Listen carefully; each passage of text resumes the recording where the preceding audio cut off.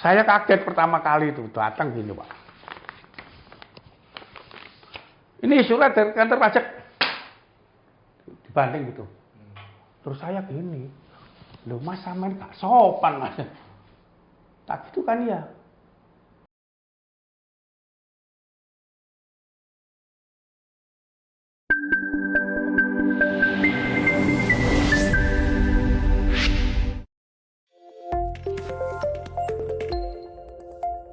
Pak, bisnisnya apa sih Pak? Saya buka toko bangunan. Toko bangunan. Iya. Toko bangunan. Ada berapa tokonya? Satu. Satu. Iya. Satu tapi besar. Enggak Pak. Kecil. Ukuran berapa? Pada waktu tahun 1998 itu ukuran 5 kali 7. Tapi berhubung saya ini kan sekarang toko kalau kecil dilihat pembeli konsumen kan nggak meyakinkan. Makanya saya memberanikan diri utang uang bank Pak, 2 miliar pada waktu itu. Ya, setelah itu ya agak nanjak. Sebelah tanah saya kosong itu tak bangun lagi tahun 2020. Oh, Iya. terus itu kalau dari bisnis itu keuntungannya berapa Pak? Kecil, 4%. 4%.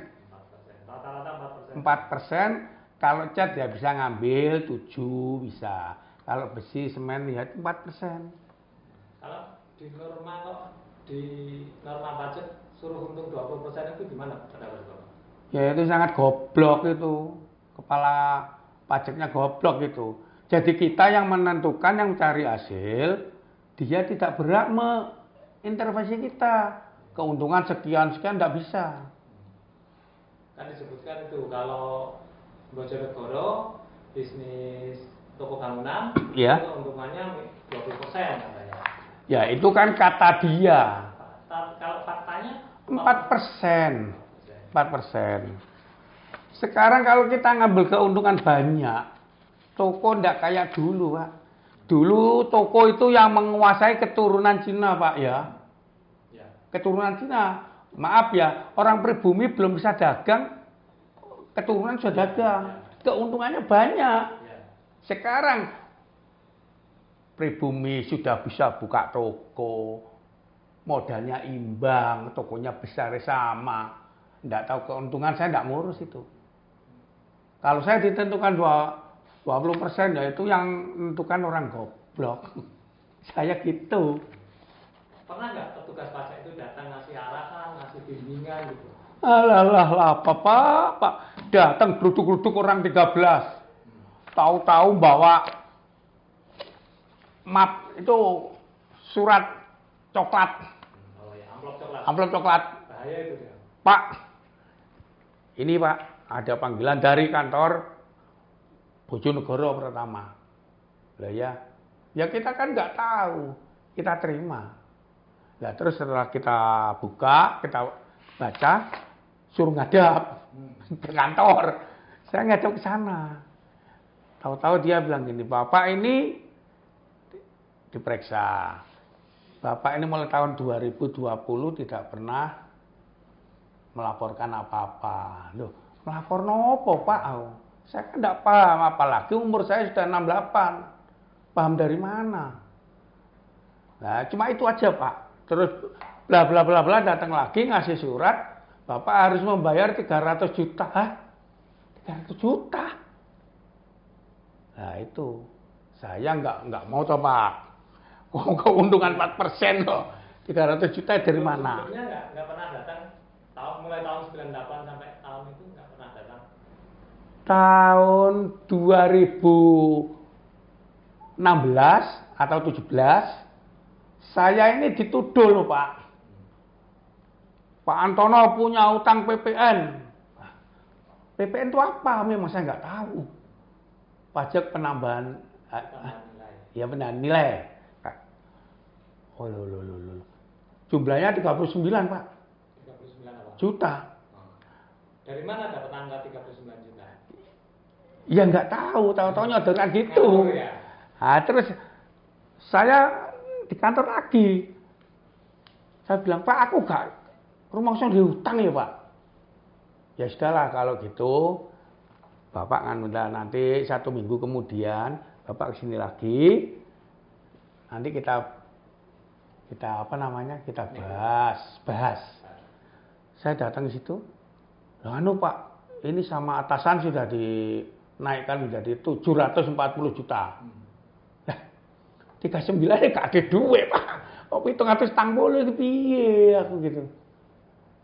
Terus dia memang ngomong sama saya bilang, "Gini lho Pak, supaya sampean kerjane ayem, wis diatur gitulah." Saya enggak mau. Saya enggak mau belajari anak muda petugas pajak ya. Nyuap berarti saya yang dosa. Negara ini mau dijadikan apa sama itu? Saya paling tidak senang mulai muda. Bajingan-bajingan saya tidak senang. Terus terang saya.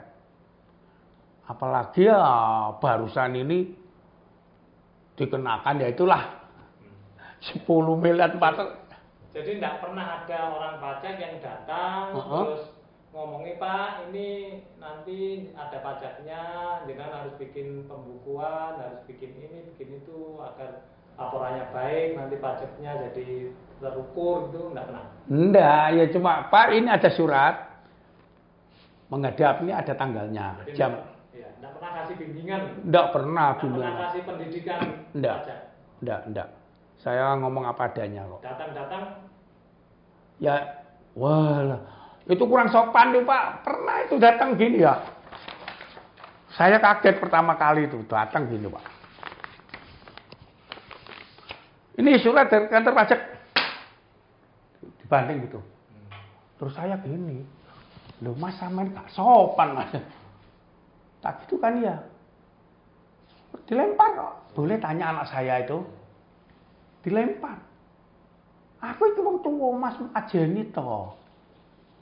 Diam aja dia terus nyelunyur pulang.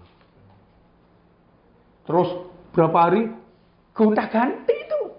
Yang datangnya kuro-kuro cari makan itu. Yang satu nah ini namanya ini, namanya ini. Masya Allah. Jadi Pak, jangan sampaikan saya tidak pernah sebelumnya tidak pernah ada bimbingan, arahan dan edukasi dari kantor pajak atau dari petugas pajak, tiba-tiba muncul tagihan yang nggak tahu asalnya angkanya dari mana. Iya, dari awal saya nggak pernah Pak dibimbing dengan petugas pajak ataupun pokoknya KPP pertama lah. Saya ini artinya KPP Pratama aja saya nggak tahu. Sampai detik ini saya nggak tahu apa artinya. Tahu-tahu nih setelah saya ditekan 10 miliar ini saya mutek kepala saya.